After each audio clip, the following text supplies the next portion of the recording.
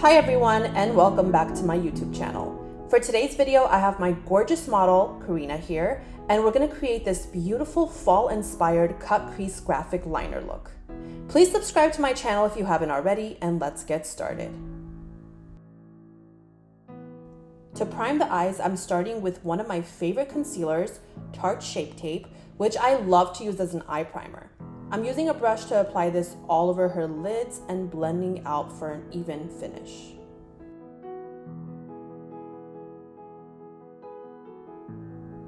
I'm using Laura Mercier translucent powder to set the base before I go in with the eyeshadow colors for today's look.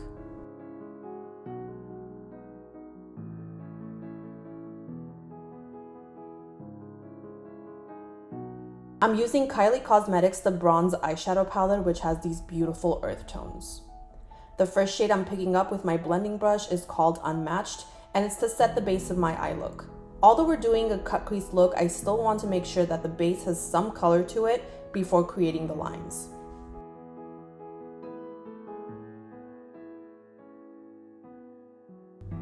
Next, with a tiny brush that has a rounded edge, I'm roughly creating the skeleton for the liner by placing the color brunette tightly along the lash line on the outer corners of the eyes. Now with an angled brush, I'm creating the graphic liner shape by having her open her eyes so I can follow the natural corners of the eyes. This serves as an easy guideline for the direction of the liner. This type of liner comes with experience and a steady hand because the most important thing is to have both eyes look exactly the same. To check the evenness of the eyes, I personally like to hold a mirror up to my client's face with their eyes closed because the mirror usually shows what the eye sometimes misses.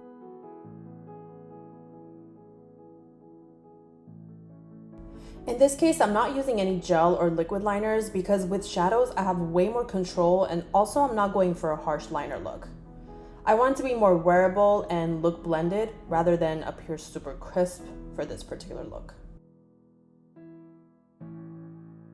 Now I'm going back into that color Unmatched with my brush and just blending and creating some shadows around the liner I just created so it looks more cohesive.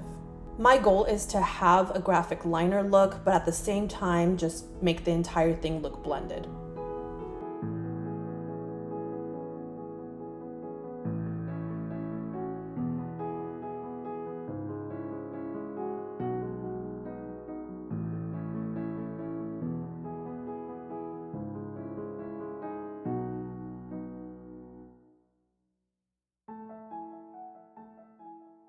After coating Karina's lashes with mascara, we decided to do individual lashes, and I used some medium clusters and some extra smalls to achieve a more natural look, since the eyeshadow is already center of attention. What I also love about individuals is that the eye makeup doesn't get lost in the lashes. Depending on what you do, it still comes through and looks beautiful. Moving on to the face, I'm using Saturday Skin Waterfall Glacier Water Cream to bring hydration to her skin. I love this cream. This product's really light and airy, which I absolutely love, especially for skin like mine. Next, I'm using Touch in Sol Pretty Fitter Icy Sherbet Primer to mattify her T-zone area before we apply the foundation. This also minimizes any pores she may have around her T-zone.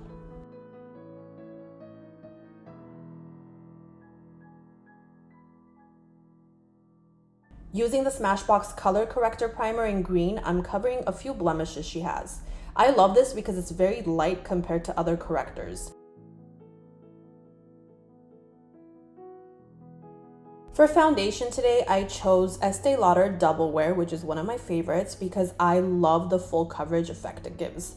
This foundation, however, does oxidize, so at first it seems a little bit pale, but once it starts to interact with her natural oils, it becomes a little darker.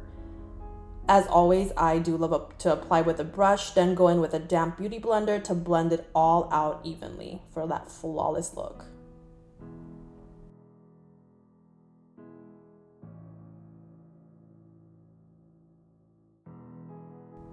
I'm using Armani Luminous Silk Concealer for her under eyes in a shade that's very similar to her own skin tone because she doesn't really need too much brightness under her eyes, and she really doesn't have any dark circles, so we're good to use something that is closest to her skin tone and just blend it out with a beauty blender.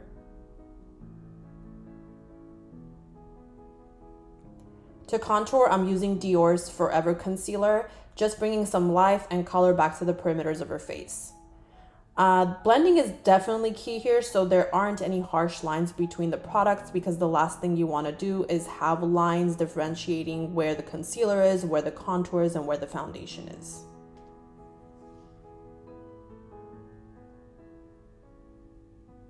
Again, going in very lightly with my beauty blender to even out any lines and make the blend look super flawless.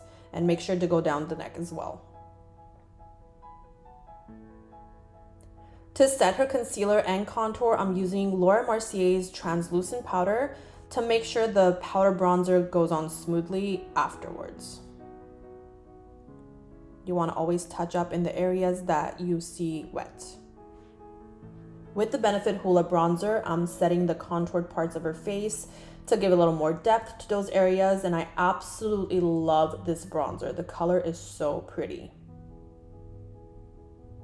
For blush, I'm using BH Cosmetics BFF palette and taking that second peachy tone, which is called You're My Person, to enhance her cheeks. And this color goes perfectly with all the brown earth tones we chose for her eyes. I decided to not fill in Karina's brows because she already has beautiful brows that just needed to be brushed up for this particular look. I used Anastasia Brow Freeze to give her brows a natural lift. This also makes the brows look laminated, which I love.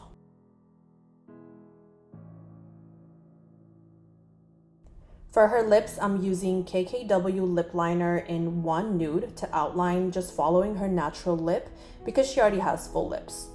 Depending on the look I'm doing and the shape of my client's lips, I always do like to overline a little bit, but in this case, she already has such pretty lips that I don't really need to overline because it's just gonna make it look extra dramatic, which I don't want. Next, I'm using Feral Cosmetics liquid lipstick in collaboration with RP to fill in her lips. It's this beautiful pinky nude tone and it goes perfectly with this liner.